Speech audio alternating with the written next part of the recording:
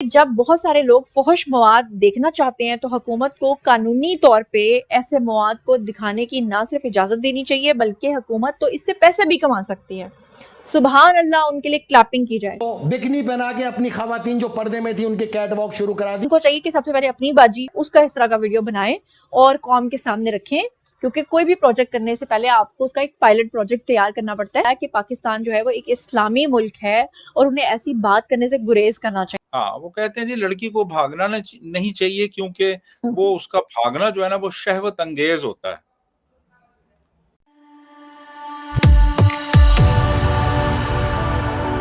जय हिंद दोस्तों, मेरे चैनल मोदी टेस्ट में आपका स्वागत है। दोस्तों, इस वीडियो को लाइक शेयर और मेरे चैनल को सब्सक्राइब करना मत भूलिएगा। तो दोस्तों, पाकिस्तान में एक ऐसी चीज़ हुई है जिसे सुन के पाकिस्तान की जो फीमेल एंकर है वो भी शर्मा के लाल हो गई है। पाकिस्तान के एक्टर है, उन्होंने ये कहा है कि जो पाकिस्तानी लोग हैं वो गंदी फिल्म में देखते तो है ही, तो पाकिस्तानी जो लड़कियां है वो ऐसी फिल्मों में काम करके या ऐसी फिल्मों को पाकिस्तान में लीगल करके डॉलर कमा सकती है और जो पाकिस्तान मुल्क है उसकी खिदमत कर सकती है। तो ये सुन के पाकिस्तान की जो फीमेल एंकर्स है वो भी शर्मा गई है और कह रही है कि पाकिस्तान एक इस्लामिक मुल्क है और पाकिस्तानी लड़कियां ऐसी गंदी और फिल्मों में काम करके डॉलर नहीं कमाएगी। और पाकिस्तान जो मौलाना है वो ये भी कह रहे हैं कि पाकिस्तानी लड़कियों को फैशन शो में भी हिस्सा नहीं लेना चाहिए और बिकिनी पहन के नहीं घूमना चाहिए।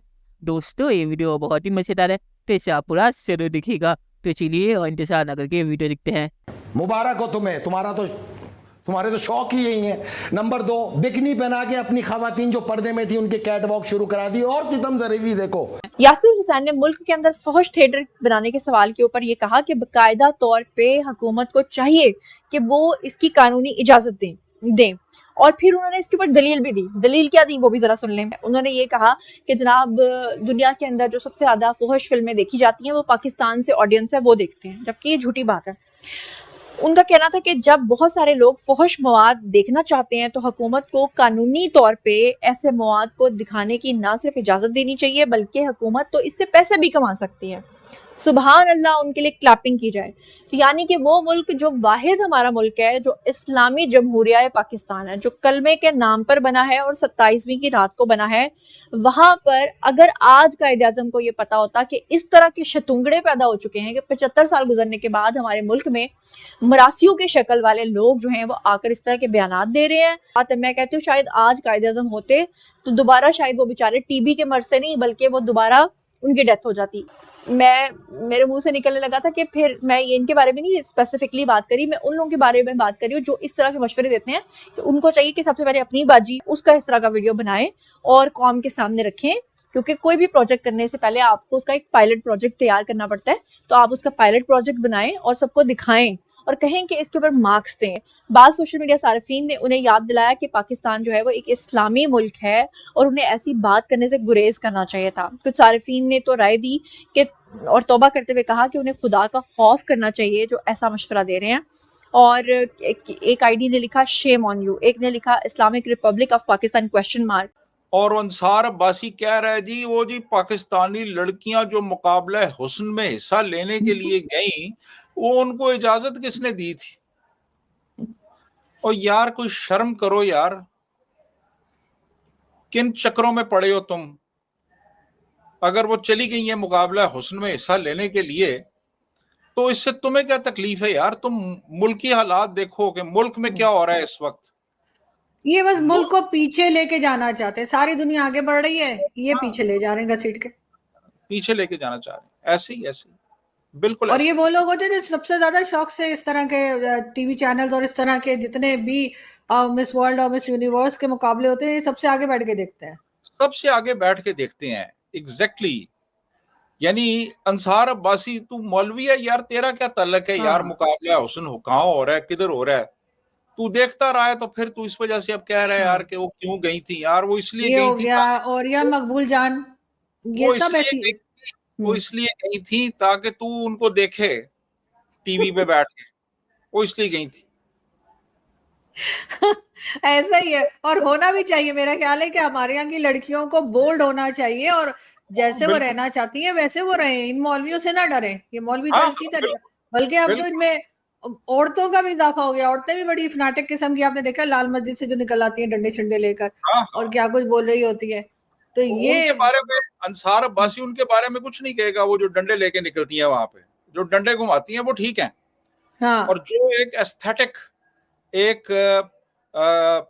जो एक कॉन्टेस्ट है उसमें हिस्सा ले रही हैं, पूरी दुनिया से हिस्सा लेती हैं खवातीन, उस पे सर, तकलीफ है। कुछ 2-3 कुछ साल पहले जो है वो ओलंपिक्स होने वाले थे, तो वो कोई एड बनाया था, किसी कंपनी का एड था कि लड़की जो है वो रेस में हिस्सा ले रही है। तो एक बच्ची थी, 14-15 साल की होगी, या शायद 12-13 साल की होगी।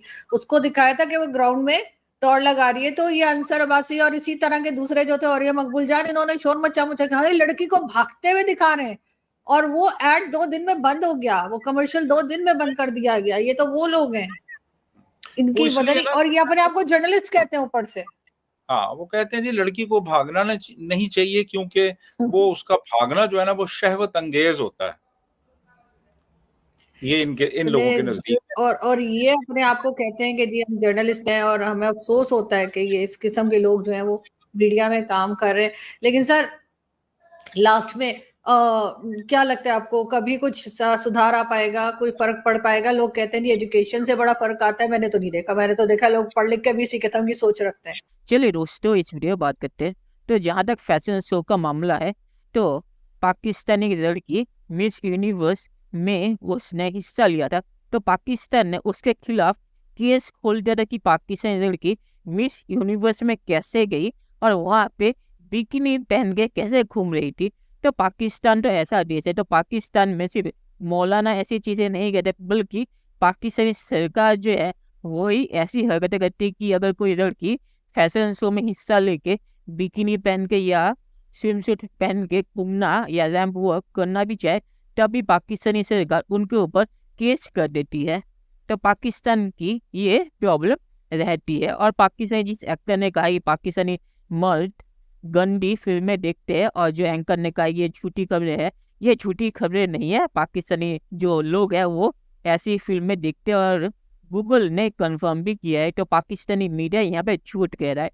और उस बंदे ने जो कहा है कि अगर गंदी फिल्में पाकिस्तानी मर्द देखते हैं तो लीगल करके उससे पैसे कमाए जा सकते हैं, तो मुझे नहीं लग रही इसमें कोई गलत चीज़ है, क्योंकि पाकिस्तानी लोग तो वैसे भी ऐसी चीज़ें करते और पैसा भी नहीं देते, तो पाकिस्तानी जो स्टेट है उसको ही कुछ पैसा मिल जाएगा। और ज़बरदस्ती किसी को थोड़ी दिखाने को कहा है। उस बंदे ने तो कहा है कि पाकिस्तान में वैसे भी देखते हैं, तो लीगल करके उससे पैसे ही कमा लो।